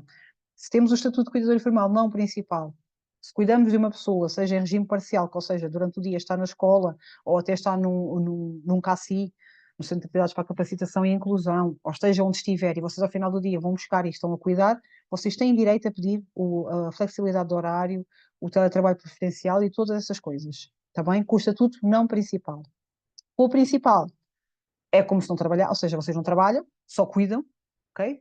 A pessoa, nas duas situações, seja principal ou não, tem que estar com vocês na mesma habitação, ok? Tem que ter morada comum. E depois, supostamente, têm apoio de uma assistente social, da parte da Segurança Social, ou de uma técnica de serviço social, não sei muito bem, e da saúde, que normalmente vai uma enfermeira do serviço da comunidade. Estes dois elementos são dados à família. Quando temos aqui, por exemplo, um Estatuto de Cuidador Informal Principal, acho que eles começaram por aí, a família tem direito a estes dois efetivos, que vão marcar uma primeira visita e vão falar com vocês sobre o cuidado, como é que é, ver a casa, as condições, mas não lhes façam perguntas difíceis porque elas não sabem. E eu estou a falar a sério, isto é muito triste. Uma senhora que me ligou, isto agora vocês perceberam o ridículo. Oh, minha senhora, tenho aqui uma dúvida e recebi aqui uma carta que tenho de devolver 2.400 euros. Você, por causa do estatuto, até mas ainda recebo uma nadinha. De onde é que isto agora veio? Ou seja, enganaram-se. E a senhora tinha lá uma devolução de 2.000 e tal euros para fazer, que não era para fazer. mas porque eles cruzaram lá alguma informação e aquilo correu mal. E a senhora diz-me, mas você recebe o estatuto? Tenho o estatuto e recebe o subsídio. Recebe o subsídio. Até ainda não foram aí a casa visitá-la? Você não tem o contacto das duas senhoras, uma da saúde e a outra da saúde? Tenho. Então pergunte. Ela é a sua técnica de acompanhamento. Oh, minha senhora, ela é assistente social, ela não sabe nada disso. Perceberam que temos a mesma profissão, certo? Ou seja, elas próprias têm muita dificuldade em ter conhecimento e em ter literacia no que diz respeito aos cuidadores informais e no que diz respeito aos apoios a que têm direito e o que é que não está bem. Isto no início foi um grande sarrabulho, porque as pessoas recebiam o RSI e o subsídio juntamente e não devia ser, porque os valores são idênticos. Se eu recebo 300 de RSI, quando faço o cálculo para o subsídio, dá os 300 também, que é a mesma coisa. Só que eles esqueceram-se de fazer esta afetação. Eu tenho uma família que recebia quase 100 euros de RSI e depois veio o deferimento do subsídio, passou a receber 150 e o resto veio de subsídio. Ou seja, vinha tudo igual, era o mesmo. Portanto, não vale a pena. É a mesma coisa. Se tem uma coisa, não se deem ao trabalho de pedir a outra, que isso dá uma carga de trabalhos e não dá em nada. Pronto. Depois, o subsídio por assistência a filho com deficiência, doença crónica ou doença oncológica é outro que eu também vou lidar há muito pouco tempo com ele. Funciona muito bem, ou seja, está a resultar. E isto é o quê? Há aquelas crianças que são diagnosticadas ainda em pequenas e aos 2 anitos, mais ou menos, a mãe começa a ficar, porque são mais as faltas que dá, porque quando são pequenos ainda se consegue deixar com os avós, com os tios, ir flexibilizando com o pai, dar ali uma volta. Mas chega a uma certa altura que a criança começa a ter consultas de rotina, fisioterapia, terapia da fala, depois tem que ir não sei para onde, depois naquele dia vai para a escola, mas depois no outro já não vai. Ou seja, a mãe dá mais faltas ao trabalho do que aqueles dias que trabalha. E acaba por ter faltas, sim, que são justificadas, mas há um decréscimo do seu vencimento. E o cansaço é tanto, mais vale pedir o subsídio por assistência ao filho, que é o quê? Fazem um pedido na Segurança Social deste subsídio, onde fazem, é tipo como se fosse, vocês tiram uma licença do vosso trabalho, a bem dizer, e é a Segurança Social que trata de tudo. Ou claro, as pessoas perguntam, eu tenho que dizer ao meu patrão. Ter não tem, mas convém, não é? Acho que fica bem. Mas que não seja, olha, eu vou ficar agora umas semaninhas em casa, mas não se preocupe, não vai ter que me pagar. Ou seja, a Segurança Social paga 65% do ordenado da pessoa, ok? É a forma de termos uma baixa diferenciada. 65% do ordenado da pessoa, e isto é válido durante 6 meses e pode ser prorrogado até 4, ok? Todos os meses o patrão tem que fazer lá todos os meses não, quando há a renovação de 6 em 6 meses, o patrão tem que fazer lá o rabisco e o carimbo a dizer como sim senhor, ela não está a receber mais nada dali, para a Segurança Social poder pagar, não é verdade? Tirando essa parte, tranquilo. A pessoa vai à Segurança Social, pede o formulário, fala com uma técnica, marca em agendamento e põe o assunto que é para ser a pessoa certa. Eles explicam-vos como é que funciona. É só preencher o formulário, anexar as coisinhas e vocês ficam em casa a tomar conta do vosso filho durante aqueles primeiros 6 meses. Depois, se quiserem continuar, mesmo procedimento, elas dão-vos o papel, vocês vão à entidade patronal, rabisca como não estão a receber mais nada deste apoio, pá, bem dizer, e mantêm-se indefinidamente até aos 4 anos, mais ou menos. Ok? Pode ser menos. É só vocês dizerem, ok, isto já está agora, já está estabilizado, já não falo tanta vez, já posso ir. Está bem? Isto às vezes é uma grande ajuda para quem tem filhos que têm muitas terapias, muitas consultas. Dúvidas? Creio que. Nada, vamos para a frente. Respostas sociais. Então, já conhecemos todos a educação inclusiva, a educação especial, né? É chamada de educação especial, que é das escolas. As crianças com uma incapacidade têm direito a ter um acompanhante, vou chamar assim, é um assistente operacional que acompanha a criança em alguns momentos e até são distanciados às vezes da turma normal para fazerem outras atividades mais integradoras e mais capacitadoras do que aquelas que são dadas em sala normal, porque ele precisa sempre de alguém com ele. Depois temos o CACI, que é o Centro de Atividades para a Capacitação e Inclusão, que é como se fosse o centro de dia, mas dos jovens e dos adultos. Normalmente nestes centros trabalha-se muito a parte da integração na sociedade, ou seja, temos uma doença que nos mandou abaixo, temos que nos reerguer enquanto pessoas ativas e estes centros normalmente, ao contrário do que muita gente pensa, são muito bons, porque têm sempre negócios sociais, têm sempre atividades conjuntas com outras entidades parceiras e pode realmente ajudar-vos a estruturar uma nova vida mediante as vossas condicionantes. Ou seja, uma pessoa que já não faz a mesma coisa que fazia antes tem que aprender ou reaprender e reorganizar-se profissionalmente. E às vezes estes centros são muito bons. Entra-se de manhã, sai-se ao final do dia. Ao contrário do que muita gente pensa, não tem que ser de segunda a sexta, podem escolher só uns dias e é feito o cálculo da mensalidade consoante esses dias, ok? Portanto, imaginem que até estão em casa, não têm nada para fazer e que se sentem realmente muito cansados de estar sem fazer nada, porque isto cansa. Podem tentar integrar-se num CACI, nem que seja 2 ou 3 vezes por semana, aproveitem. Depois temos os CACIs, normalmente estão em IPSS, em instituições que tenham respostas sérias da Segurança Social, cada um participado por elas. Depois têm o CAVI, que já se sabe mais ou menos, não é? Como é que isto funciona, aceitam um bocadinho esgotados, funcionam muito bem. Eu conheço um senhor que tem um assistente pessoal para ele, que é o que acompanha nas aulas, é professor, mas também que é para ter uma esclerose múltipla muito forte, já muito progressiva, e então precisa de ajuda para escrever as partituras, é professor de música, e esta pessoa ajuda a fazer essa escrita, a compor as pautas nas aulas, ou seja, tem sempre alguém que ande com ele para este tipo de... Porque nós quando escolhemos temos que escolher para uma vertente. E sou sincera, normalmente é atribuído a pessoas que estão a trabalhar ou que são cadeirantes e que precisam efetivamente de ajuda para chegar ao local de trabalho, ao mesmo local de trabalho. Normalmente é o que se pede e são as pessoas que são mais integradas. É perfeitamente possível vocês pedirem, inscreverem-se num CAVI e pedirem um assistente pessoal para ir com vocês às consultas, para vos ajudar a fazer as compras mensais. Isto é possível, vocês podem fazê-lo, está bem?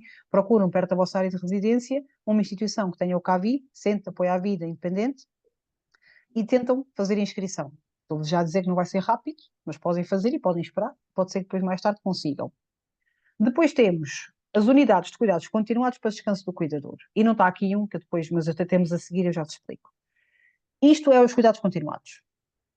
Nós sabemos que os lares, para nós que somos jovens e adultos, é um bocadinho desfasado da nossa realidade e não temos aquele gosto, não é, em ir para uma ERP para descansar ou para fazer o que quer que seja. Portanto, o descanso do cuidador das pessoas mais jovens é feita na unidade de cuidados continuados.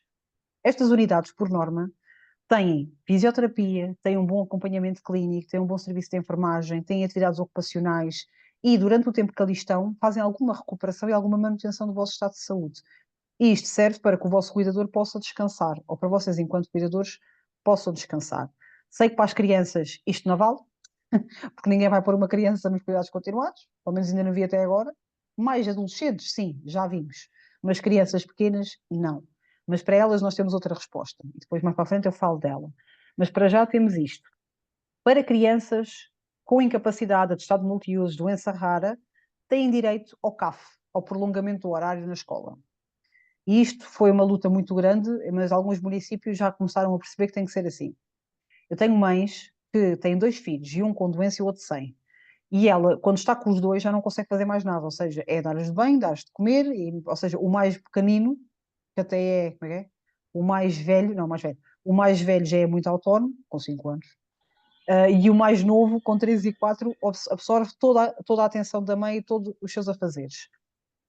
Por isso, as escolas e até as câmaras municipais, normalmente é com elas que se trabalha o prolongamento do horário, já estão sensibilizadas, a maior parte delas, para que prolonguem o horário a ambas crianças, às duas, e não só à pessoa que tem a deficiência, mas também ao irmão, para que a mãe consiga efetivamente, durante o dia, organizar toda a sua casa, todas as refeições, porque é família monoparental, para depois, quando for buscá-los, conseguir fazer as coisas equilibradamente e sem andar a correr. Portanto, as crianças têm direito ao prolongamento do horário se tiverem estas necessidades. E não só, não é preciso ter uma incapacidade ou uma deficiência, mas a mãe, como está desempregada, é obrigatório a criança ter uma incapacidade ou deficiência para ter direito ao prolongamento do horário. Ok? Porque os pais que estão a trabalhar podem pedir o prolongamento do horário que é-lhes atribuído. Mas se a mãe estiver desempregada, não. Dúvidas aqui? Nada? Vamos avançar. Então era isto que estava a querer dizer há bocadinho. Aqui antes de passar para... E foi logo metido aqui que é para vocês perceberem. A RD Portugal, fora fazer aquilo que fazemos, esclarecimento de dúvidas, fazer atendimentos, temos projetos. Estes projetos são o que valorizam e o que validam a vida das pessoas com doença rara, e como vos disse há pouquinho, trabalhamos imenso para conseguir mais direitos, mais garantias, serviços como deve ser, adaptados, que conheçam as doenças raras, para que não sejam, que é isso? Essa doença, mas isso provoca alguma coisa? É? Pronto, isto é a resposta que nunca aparece em muito sítio. Tem muita gente assim. E por mais horrível que isto pareça, eu tenho uma menina no norte, eu não, a mãe tem, uma menina no norte que tem uma doença de pele super rara. A menina fica em carne viva, a bem dizer. Quando tem uma crise, fica toda ela vermelhinha a pelar-se toda. A menina é pequenita, tem agora 5 anos, eu peguei-lhe com 3, acho eu.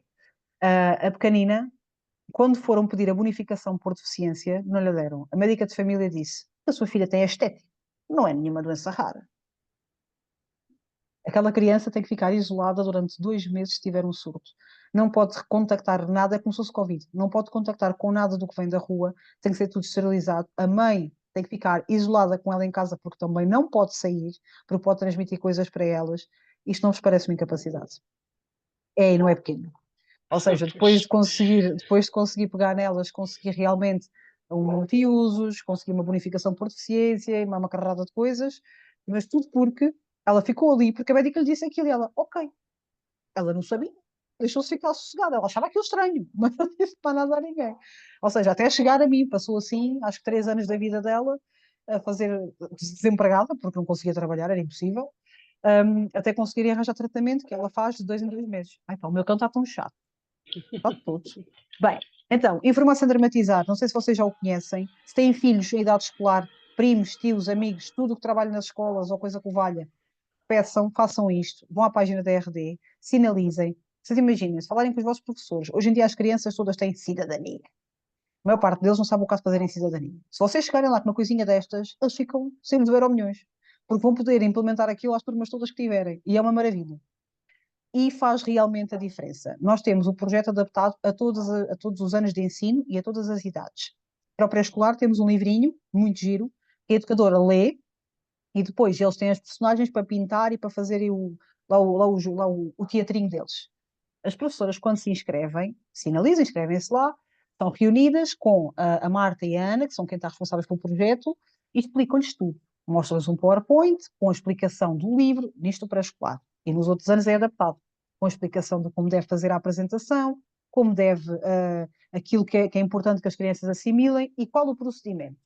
Então eu fiz isto, inscrevi e fui eu que fui fazer fui eu que fui implementar o projeto à escola da minha filha.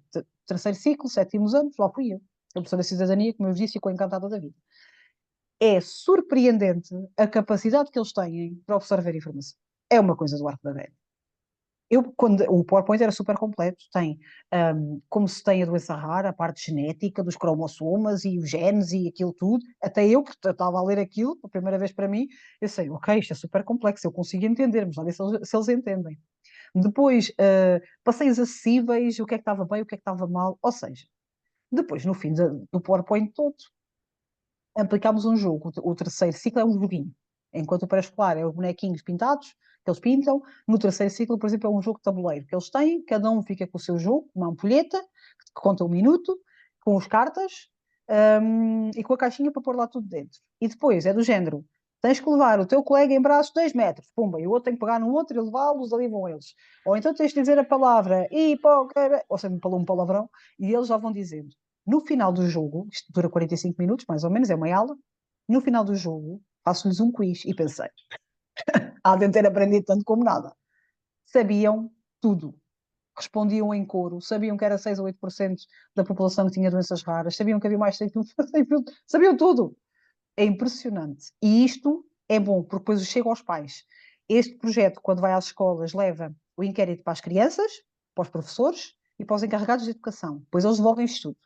E os pais diziam mesmo: olha, o meu filho chegou a casa e quis jogar connosco o jogo, quis nos ensinar o que eram as doenças raras, quis nos ensinar. Ou seja, isto faz o mesmo efeito no público em geral. Ou seja, isto contribui depois para adultos, quando as crianças crescerem, vão saber que existem doenças raras e vão ter esta noção de vida que hoje em dia muita gente ainda não tem. Depois, o roadshow é aquilo que nós utilizamos, que o Paulo utiliza, que é o nosso presidente, para ir aos hospitais, dar-lhes assim um bocadinho lá com a bengala, que eu costumo dizer: olha, nós existimos, somos uma federação, trabalhamos em prol das doenças raras e achamos que isto e isto pode ser benéfico para vocês. Ou seja, aconselhá-los e criar uma linha de contacto entre os hospitais, os conselhos de administração, e as associações de doentes, neste caso a RD Portugal, pode ajudar a resolver certos e determinados conflitos, seja da medicação hospitalar, em proximidade, seja tudo em um par de botas. Vou saltar o cuidar raro e passar para o conselho científico, vou deixar o outro para o fim. O Conselho Científico da RD Portugal reúne mais de 30 especialistas em todas as áreas, farmacêuticas, médicos especialistas, segurança social, ou seja, temos um bocadinho de tudo, investigadores, parte da genética, e juntamos-nos todos os anos, uma vez por ano, juntamente com as associações de doentes, para trabalhar algum tema em específico. Este ano o tema será o plano integrado, o plano assistencial integrado para as pessoas com doença rara, que é criar a bula, não é, para os médicos saberem o que fazer quando tem uma pessoa com doença rara. Ok, qual é o plano? Temos que fazer isto. Ok? Este ano vai ser esse o nosso objetivo. O ano passado foi os centros de referência, foi muito bom, criou-se um documento top. E este ano é o plano para que vocês sejam realmente melhor atendidos, melhor encaminhados e melhor acompanhados. Agora, o cuidar raro. Eu vou parar, porque eu acho que a seguir só tenho as dúvidas e o coisa, não é? Pronto, vou deixar, eu vou Deixa só deixar colocar assim. aqui uma questão que Força, a força. Sónia nos está a colocar. A Sónia pergunta como é que pode fazer chegar o projeto Informar sem Dramatizar à escola do filho, à escola onde trabalha e à escola do filho. Será a própria escola a entrar em contacto com o projeto? Não percebeu essa parte. Então é assim, vocês, por exemplo, têm as reuniões de pais e assim, o que é que podem fazer? Vocês basta entrar na página da RD Portugal, informar-se em projetos, informar-se em dramatizar. Acho que até é logo o primeiro que aparece na front page. E está muito bem Vocês, explicado. Eu é já o fiz para a simples, escola do meu filho também. é só ir lá à página e você, como mãe, até pode pedir, ser você e explicar as doenças raras, mas o que normalmente funciona melhor é realmente os professores fazerem isso. Os professores inscrevem-se, vocês apresentam isso à diretora de turma, gostaria muito que fizesse chegar esta informação à professora de cidadania, ou à educadora do meu filho, ou ao senhor educador, olha que este projeto era muito bom para as crianças. Pronto. E elas depois entram no link e fazem todo o processo. A maior parte delas não sabe que isto existe, porque quando descobre, querem. Isto já chegou a mais de 7 mil alunos, a muitas escolas pelo país, até ilhas. Portanto, resulta. Uma coisa que não vos disse. O projeto é gratuito e é acessível. Ou seja, nós enviamos os materiais todos de forma gratuita. Ninguém tem que pagar nada. Ok? Claro que há câmaras que às vezes fazem parceria connosco e nos vão ajudando nessa parte. Só um bocadinho tive de dizer à minha filha para baixar o som do telefone, é verdade? Do telefone, não da televisão, peço desculpa. Era só essa pergunta, para já? Sim, Sim? parece que sim. Então vamos passar ao Cuidar Rápido. Depois eu já volto lá para vocês tirarem os meus contactos. O Cuidar Rápido é um projeto da RD Portugal, ganhou o ano passado um prémio Caixa Social 2023. Este ano ganhou um BPI Fundação La Caixa Capacitar. Fiquei muito feliz. E é um projeto que está desde junho a proporcionar descanso do cuidador às famílias, aos cuidadores de pessoa com doença rara. Ou seja, nós temos 20 horas por mês para cada cuidador durante 6 meses. A família que começou primeiro está quase a terminar, termina em dezembro, mas vai ser possível prolongar mais 6 meses graças ao BPI, o que é fantástico. E talvez, se calhar, aumentar aqui umas horinhas. Então, este projeto é para pessoas com doença rara, para cuidadores de pessoa com doença rara. Vocês, por exemplo, estão incluídos. Se vocês forem cuidadores de um filho, de um irmão, de alguém que tenha doença rara e que vocês precisem efetivamente de tirar umas horinhas para vocês, e dar-vos o exemplo, tenho uma família que tira a terça e a quinta, às 6h30, se eu não estou em erro, das 6h30 até às 8, 6, 7, 8, é isso. Das 6h30 até às 8, e na quinta-feira a mesma coisa, para ir ao yoga. Para ir descansar um bocadinho, fazer as coisinhas dela, a atividade física. Tenho outra que só quer ir correr. A fazer a corridinha dela, faz os seus exercícios. Isto para eles é descansar. E se nós podemos proporcionar isso, proporcionamos. Como tenho uma família que primeiro no início ficou assim um bocado tímida, daí eu estar a dizer que não tem problema nenhum se tiverem que pedir para descansar, que me pediu, olha, eu vou utilizar as 4 horas à sexta-feira à noite para ir com os meus outros 2 filhos ao cinema, a jantar fora, a fazer um programa só nós. Porquê? Aquelas crianças estão condicionadas para a doença do outro, independentemente de ser muito duro, ter que, ok, vou estar aqui, epá, eles não merecem, eles não têm, ok? Eles têm direito e vocês também, enquanto pais, e far-vos-á bem também isso. Até porque se vocês dedicarem algum tempo aos irmãos, eles próprios vão querer ajudar a cuidar, eles próprios vão entender melhor e vão ser uma parte da família como cuidadores, vão ser parte integrante. Porque se eles virem que o outro filho tem tudo e que os outros não têm nada, puxa, são cabo dos trabalhos. Gostas mais dele do que gostas de mim. Embora normalmente estas crianças sejam muito empáticas e tenham muita compaixão, porque são criados nestes ambientes familiares. Mas não tem mal nenhum. Como tem outra senhora, por exemplo, que pede 2 horas, não, 3 horas por dia, às segundas e às quartas, para trabalhar. Ela faz teletrabalho, porque não consegue trabalhar durante o dia, e então o cuidador vai ao final do dia, substitui, ou seja, fica a cuidar do jovem, neste caso, é um jovem de 19 anos, fica a cuidar do jovem enquanto também está a trabalhar. E é o que ela diz, parece que me saiu um peso dos ombros. Porque ela estava a trabalhar sempre, fazia, tinha que ir, depois voltava. Depois fazia mais uma parte, tinha que ir, depois voltava. Isto é super, super desgastante. Ou seja, ela pediu o descanso para ela e foi isto, ok?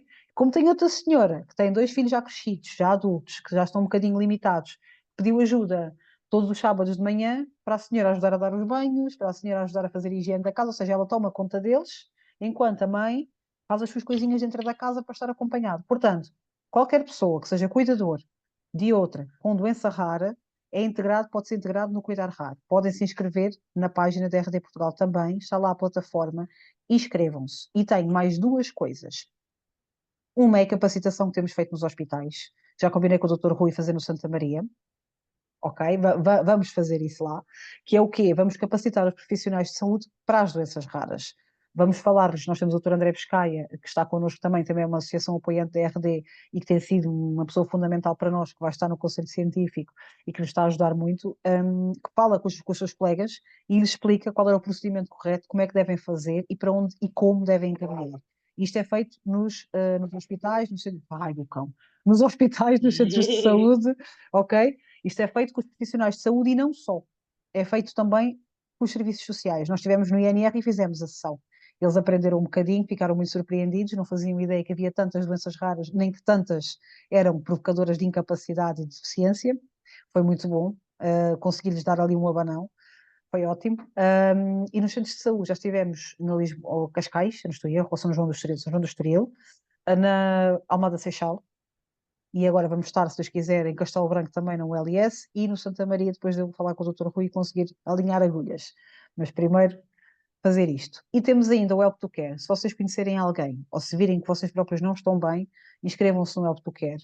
Nós tentamos fazer articulação com o Serviço de Psicologia, encaminhar-vos, orientar-vos e ajudar-vos a lidar melhor com a situação. Ele foi pensado inicialmente para as famílias com doença rara terminal, mas pode ser usado de várias formas. Eu tenho famílias que me chegaram através dele, que são para mim o acompanhamento permanente. Estou a tentar resolver-lhes os problemas todos que têm a nível de apoios sociais e de saúde, e quando estiverem todos ok, quando tiverem a parte da psicologia também organizada e orientada com a sua área habitacional, vou dizer assim, para poderem estar tranquilos e não estarem a depender de nós, melhor. Agora, vou pôr novamente os meus contactos, ou até posso pôr aqui no grupo, se calhar, é melhor, vamos pôr. Dúvidas? Que horas são? Já é tardíssimo? Temos aqui a Vânia a dizer: nós aqui em casa somos de Castelo Branco, mas Ah, moramos na Castanheira do Ribatejo. muito bem. Olha, também sou uma albicastrense saída de lá. Não sei se já percebeu, não é? Não é muito difícil perceber-se. Pronto, este é o meu e-mail e o meu contacto pessoal. Podem mandar WhatsApp, estão à vontade, está bem? Às vezes, se eu não responder ou se demorar mais, ou se me ligarem e eu não atender, depois retribuo a chamada. Não estranho, é normal. É só que isto é muita gente a ligar e não consigo ser logo ali, às vezes, no imediato. Há dias que sim, há dias que não. Podem me ligar a qualquer hora. Sei que vocês, quando trabalham, têm mais facilidade, às vezes, às 9 da noite, que é quando estão. Acho que trabalhei com o é provável. Se for no contacto central da Segurança Social ou no seu tempo, foi na Segurança Social, de certeza. Sim, que eu tive outra vida, toda outra vida, antes disto. Mas agora acho que encontrei mesmo o meu lugar. Ainda continuo com a outra vida um bocadinho, a tempo parcial, mas gosto mesmo muito é de fazer isto, de ajudar e de realmente dar-vos mais condições de vida, acima de tudo. Porque não é para vocês terem uma doença rara, uma doença incapacitante que têm que deixar de viver. Não. Devem continuar a viver e devem promover a vida dos vossos filhos na mesma, ok? São crianças de direito como as outras. E tudo o que pudermos fazer para vos ajudar, ajudamos. Se alguma coisa não estiver bem, tem o meu contacto telefónico, podem me ligar, mandar mensagem, seja a que horas for. Se for muito tarde, provável que não responda, mas depois respondo amanhã seguinte, mas estão à vontade, está bem? E Vânia, fica à espera da fotografia do multiusos. Pronto, eu não sei se está tudo dulce. Eu acho que sim, acho que explicaste tudo Tentei. e mais um par de botas, como se costuma dizer. Acho Isso. que, sem dúvida, foi um ótimo esclarecimento. Só temos a agradecer Nada. por isto e por todo o trabalho que se faz de bastidores na RD Portugal. Temos muito orgulho em pertencer à RD e muitos parabéns por todo esse trabalho. Não Obrigada. é? Obrigada pelo convite e estarei sempre disponível, vocês sabem, quando precisarem. Está bem? Eu Obrigada. vou pausar Força. aqui, desligar a gravação só.